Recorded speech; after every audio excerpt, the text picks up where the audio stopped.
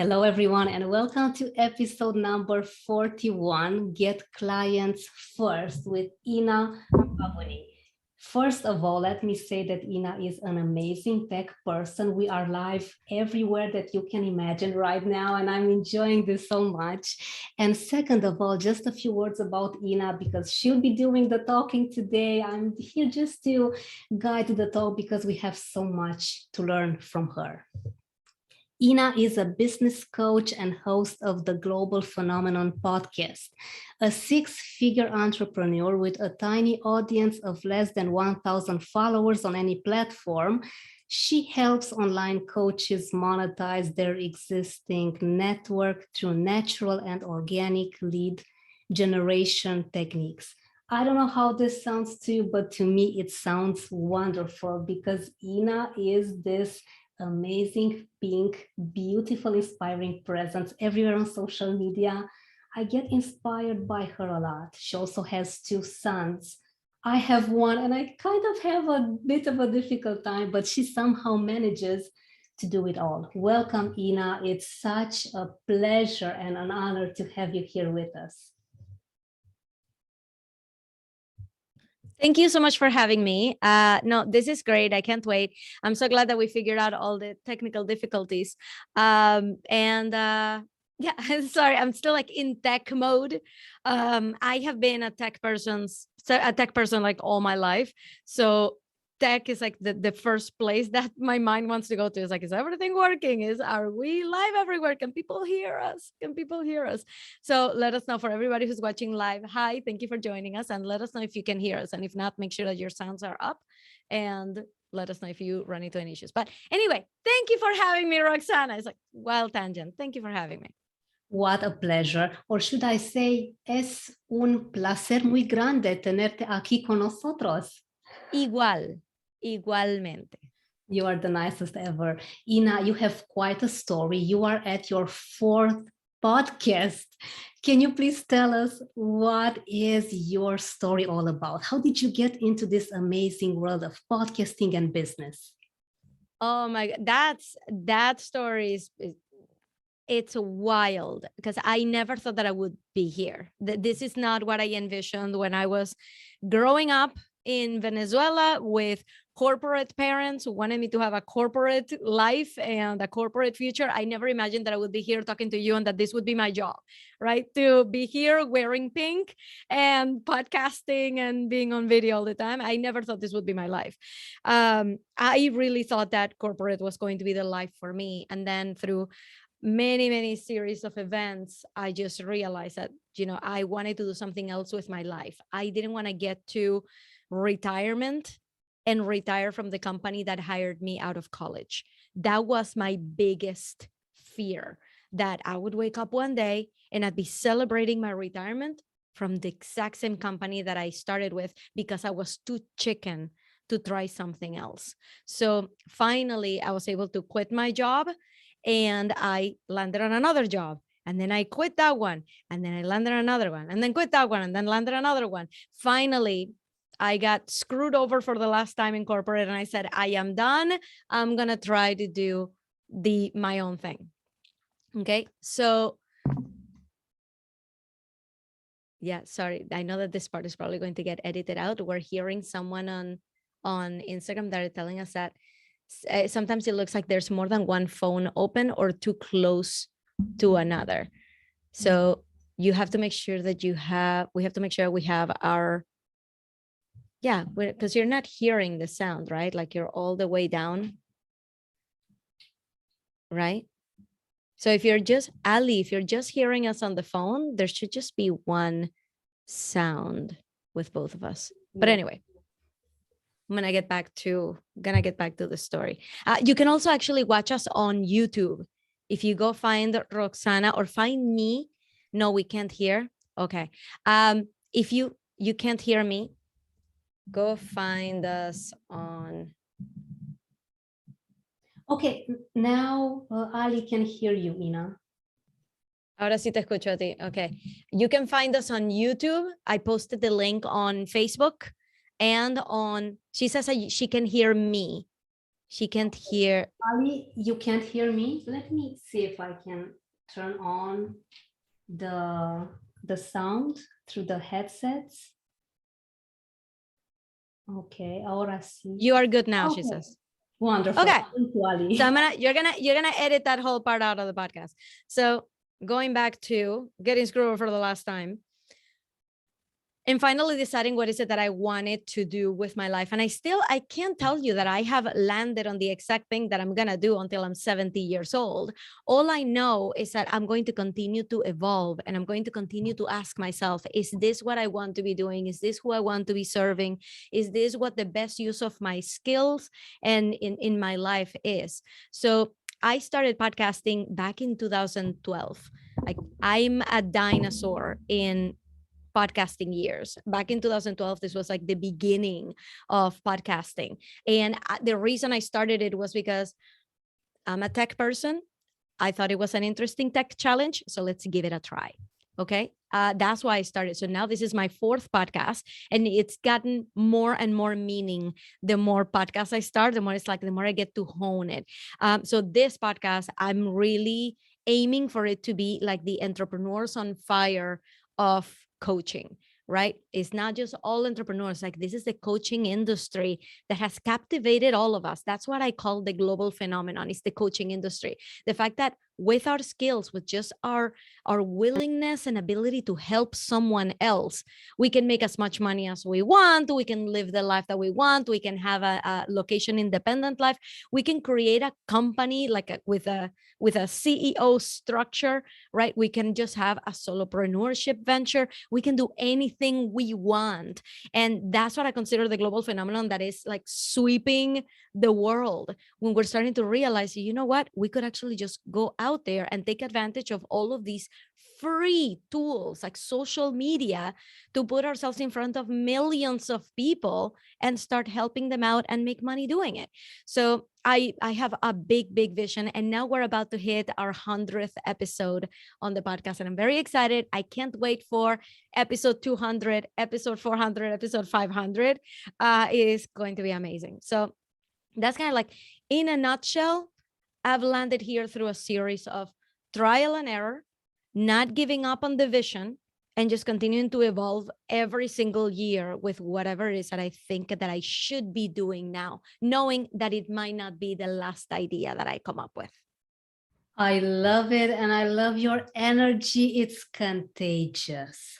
You have this amazing vision, and I love it that you're so honest with yourself, first of all, saying that, okay, this may not be the last thing that I do, and I feel the same way too. We are testing. Life is such an interesting place when you simply don't say, okay, I'm done. I don't want to see anything else. I'm not curious anymore. No, I love it. And I know that you mentioned fear a bit earlier. You were afraid to start the entrepreneurial journey, and no wonder, Ina. It's a challenging path most of the times, but let me tell you that it took me 8 years to quit a job. It was my very first job. I made a decision after 6 months that I don't like it anymore.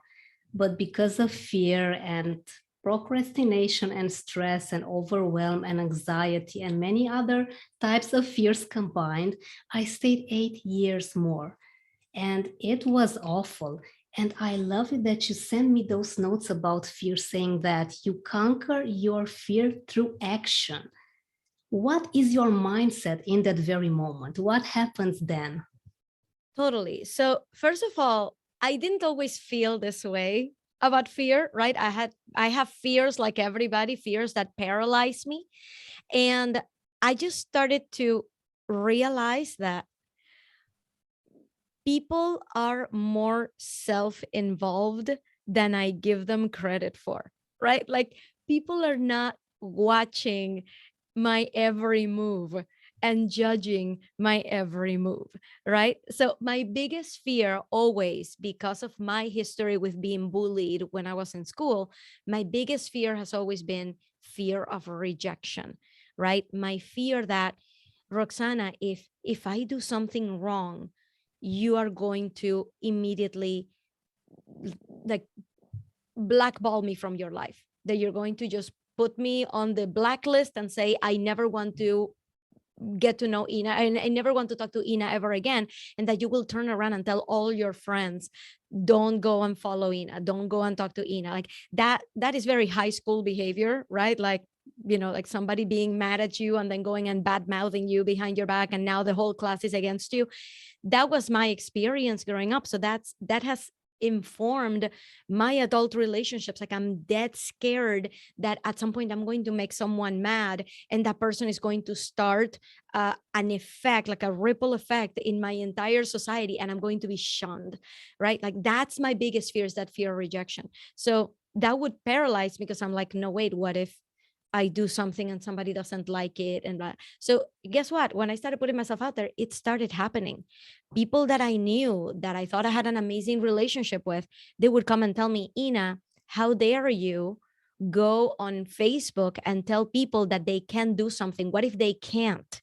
What if this is not their future? Like, you're just putting unrealistic expectations in their head, right? Who are you to say that they're not already living their best life? Like, people actually challenging something as simple as an inspirational message, right? I remember I put out a message that I still, to this day, I stand by and I believe in.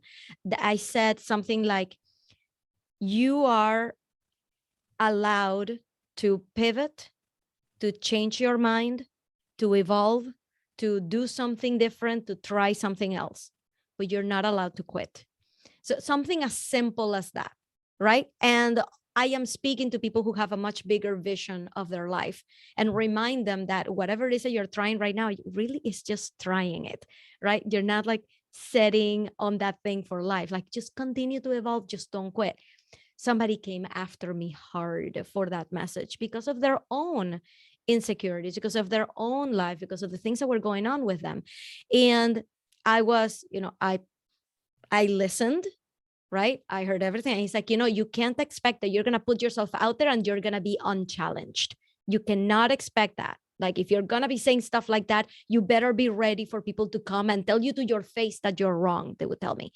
And I listened to the whole thing, and I just told them, I totally get what you're saying. I totally hear you. And now let me tell you something. I think it's a little bit rude, at the very least unwelcome, for you to come and tell me what I can or can't post. Like, this is what I want to say in my feed. So I think it would be better if you have a choice, right? You can unfollow me, like unfriend me on Facebook, but I would very much like to ask you to keep your thoughts to yourself, because it's just not helpful. And he said, okay. He didn't unfriend me, but he never commented on any of my stuff again. And I'm like, thank you. Right? So it did happen. I'm not going to tell you that, oh, I realized that if I put myself out there, all of my fears were unfounded. No, my fears were there for a reason. These things did happen, but I feel like it challenged me to be stronger, and to say, you know what, to realize that I don't think there was absolutely anything wrong with that post. I don't feel like I was attacking him.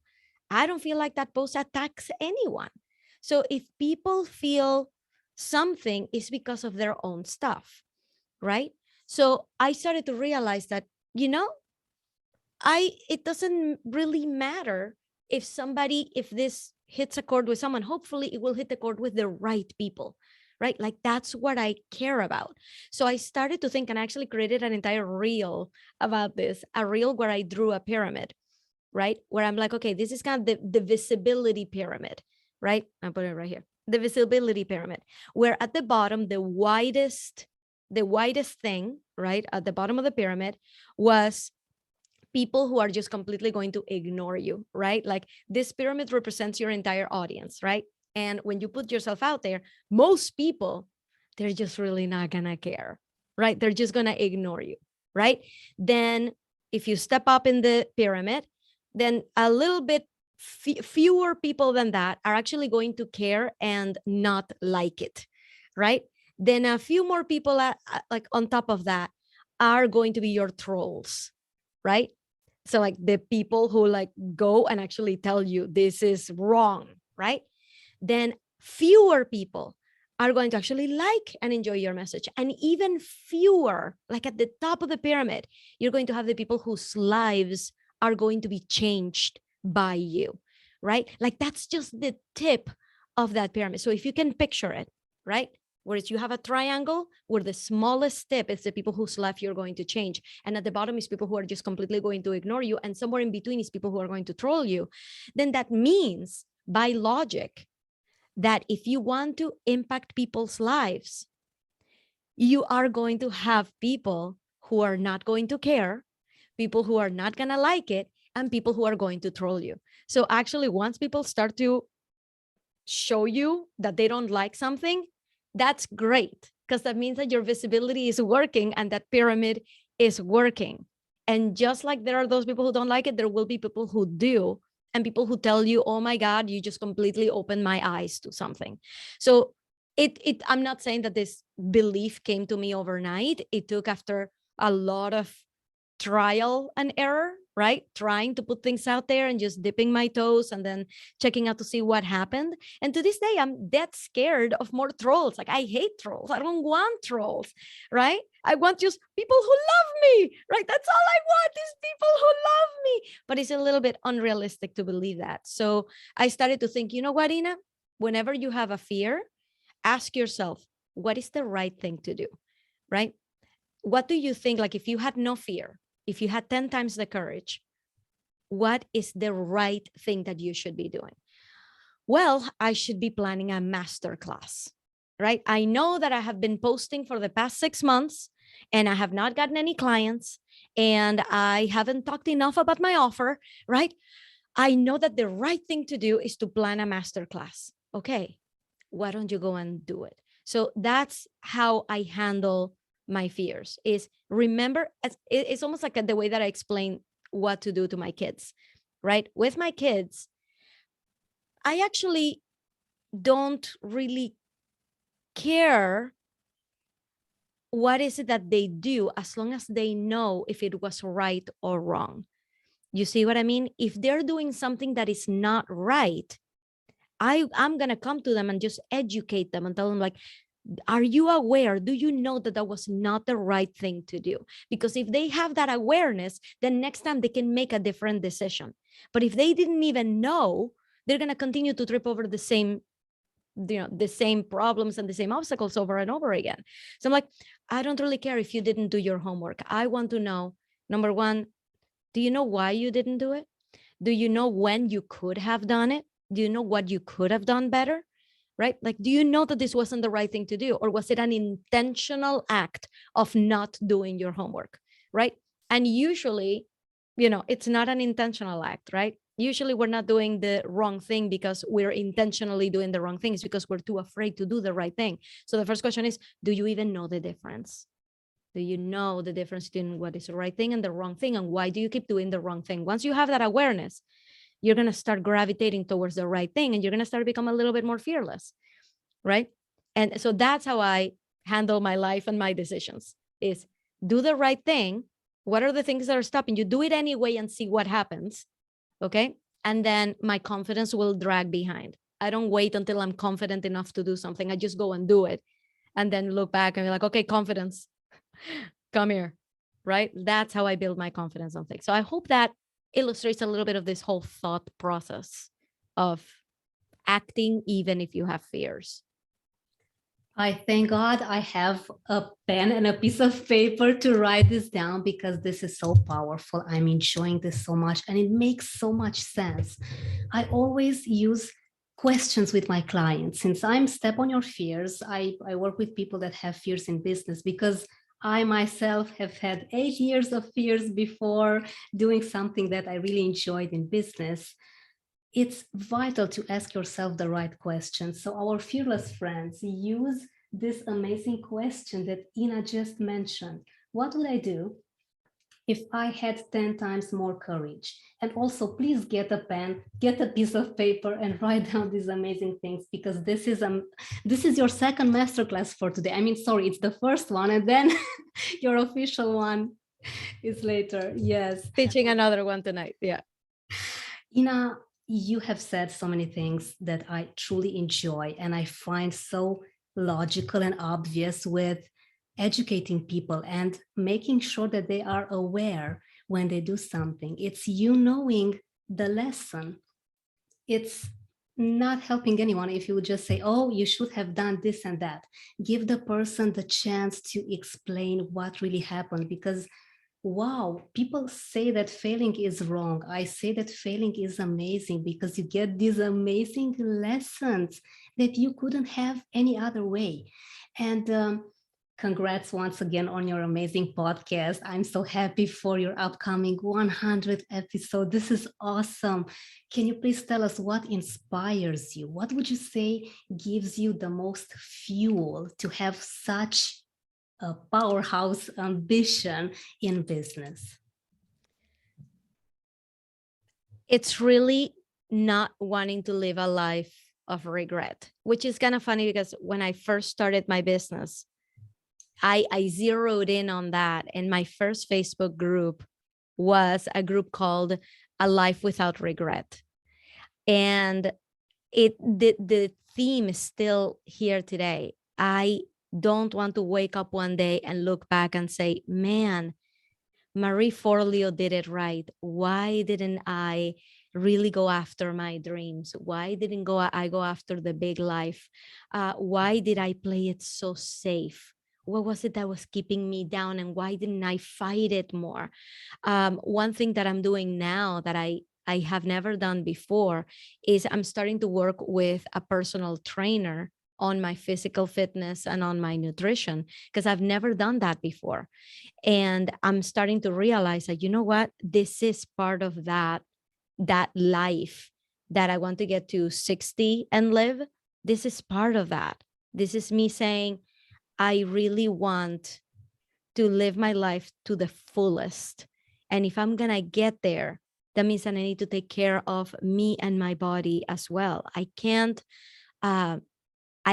just have the $1 million business and the $1 million dreams while feeling in the inside like I'm a blob, like I'm uh, that I'm not my best self, right? And for me, that means when I look in the mirror, I want to see someone who is powerful, who is ready to tackle that vision. And if I don't see that in the mirror, then I'm not going to feel that on the inside either. So I can work on my insides all I want, but if I continue to see myself and be like, I am weak all the time, I am, I don't stay hydrated, and that has repercussions in my health. I got hospitalized last December because I wasn't eating right, right? Like I coming up on the third floor, my office is on the third floor of my house, I get winded, right? I get pain whenever I bring the laundry downstairs, right? Like when I see those things in my body, I'm starting to realize, like, man, this is not me being my best self. It doesn't matter how much mindset work I do and how much I tell myself, but you are awesome, Ina, if I'm just feeling like I'm not even my best self. So I've just started doing that work. And by the way, literally, I just started that this week. Like I've only had one workout session, one session about nutrition, but I see the importance of it all, right? So the thing that really fuels me is remembering that I'm constantly talking to 70-year-old Ina. And 70-year-old Ina is always talking to me, telling me like, Ina, please go work out. Please take care of yourself. Please spend time with your kids. Please don't shy away from something that looks scary. Go and do it anyway and see what happens. Like, I saw an article by, I don't remember what the article was, but William Shatner just turned 90 years old. And they were asking him, what are some things? William Shatner is like Captain Kirk from Star Trek. And they asked him, so what do you wish you had known back when you were 30, right? Like, what would you go back and tell yourself? And he's like, I'm so glad that I don't have the opportunity to go back and talk to myself at 20, because I would just tell them nothing matters. Like, you get to a point in life when you have fewer years ahead of you than behind you, right? And you realize, man, like nothing matters. We're all going to end up in the same place, right? We're all just going to end up in the same place and nothing actually matters. And he says, I'm so glad that I can't go back to my 20-year-old self to tell myself, hey, nothing matters, because I would never do anything, right?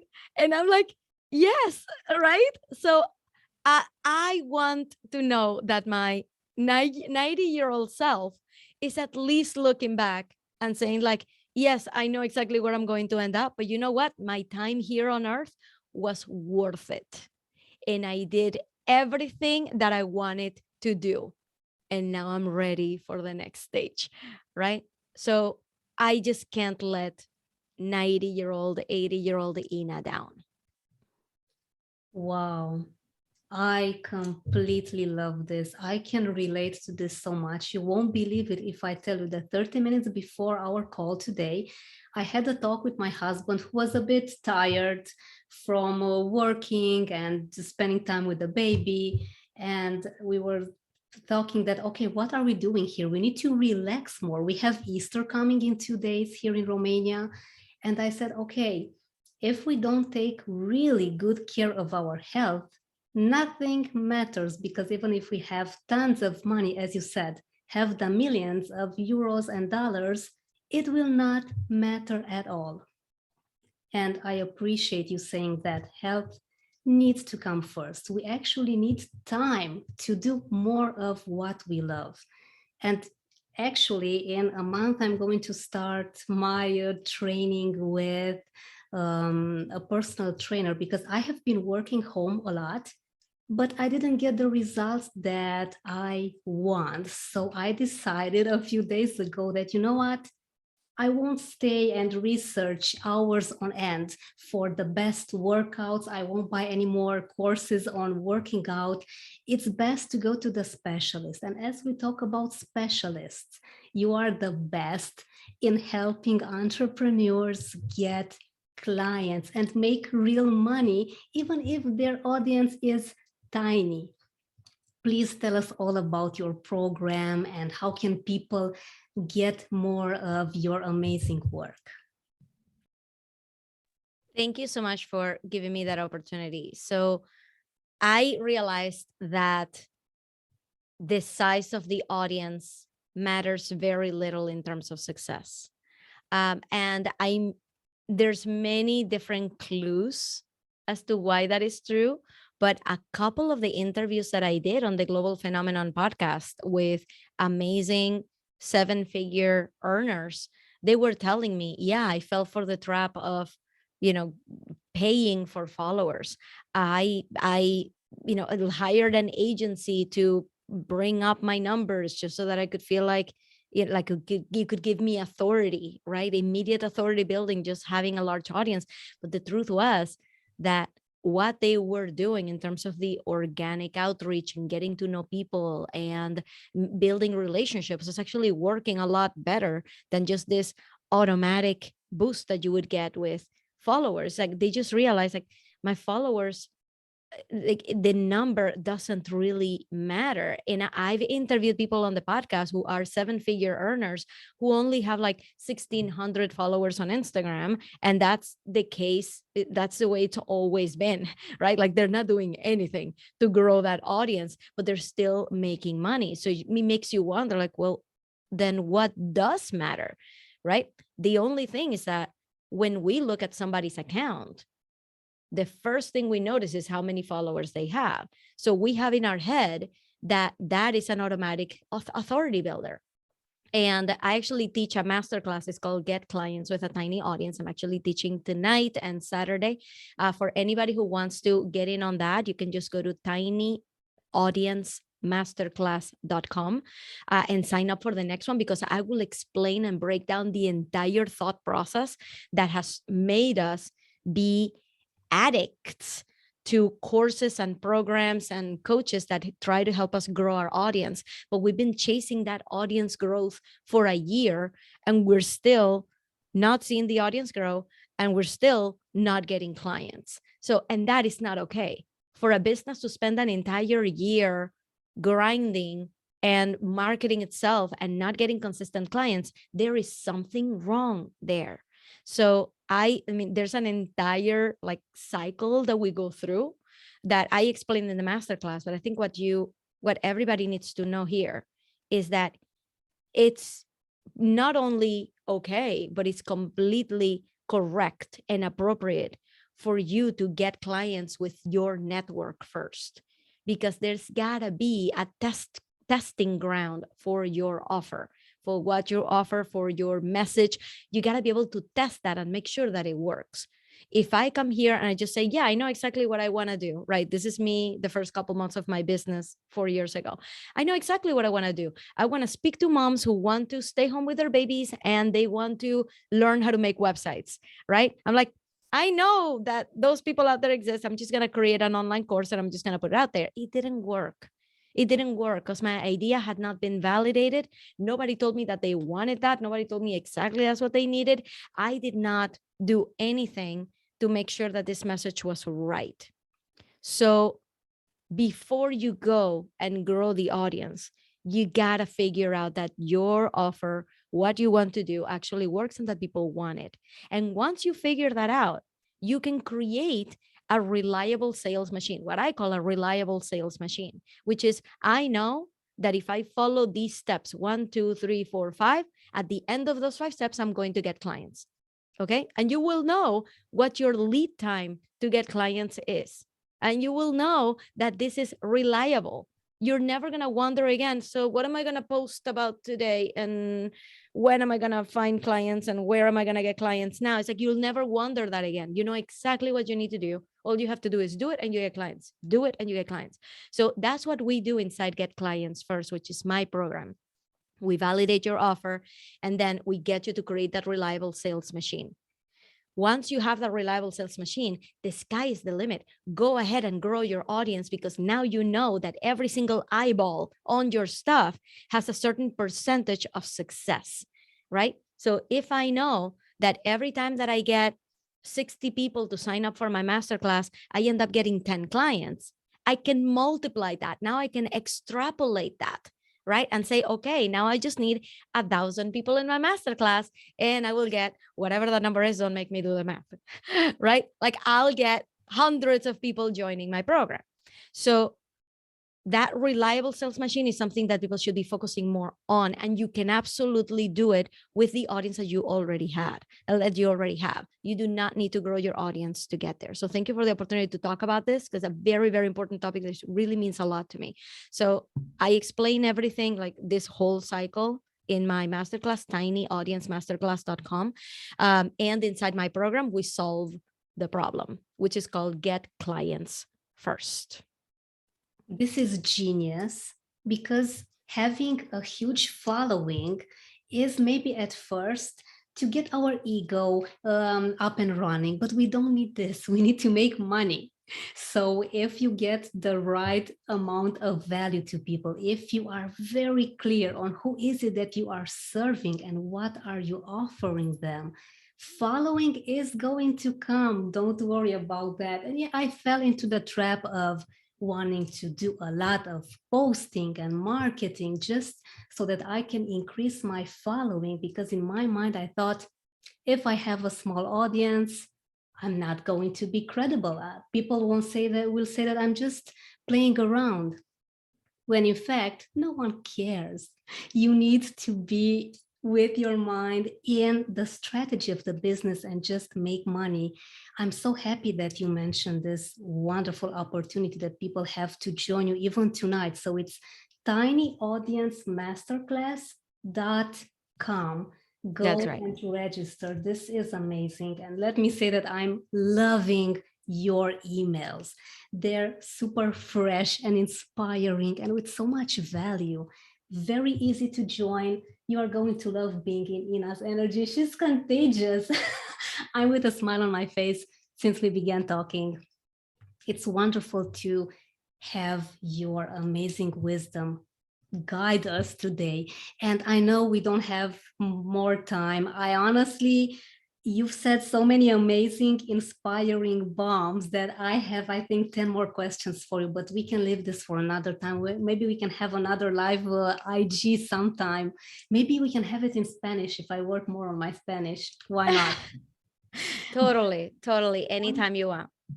Thank you. Gosh, I mean, it's a lot of amazing knowledge, and I know we're just getting started. However, I know that you have to go, and can you please tell us where can people get in touch with you? Where can they get your amazing freebies, and how can they contact you on social media? Sure. Thank you so much for that opportunity. So the first place that I would go is Instagram. That's where I spend all of my time. I'm at Your Engagement Coach on Instagram. And right there, I always have a link to a free guide that is 100 engagement post ideas, because monetizing your tiny audience starts with talking to your people and creating connections with the people who already follow you. So if you want this 100 ideas for how to create posts that are engaging and gets you to start those conversations, just go to 100postideas.com, and that's the number 100postideas.com. It's a completely free guide, and you can go grab it anytime you want. And definitely go to find me on Instagram at Your Engagement Coach, and let me know that you heard about me here. Tell me, hi, I just heard you on Roxana's podcast, and I would love that, so that I know that we actually reached you and that this is something that was helpful to you. I can't wait to meet you on my DMs. And Roxana, thank you so much for being such a gracious host. This has been really fun.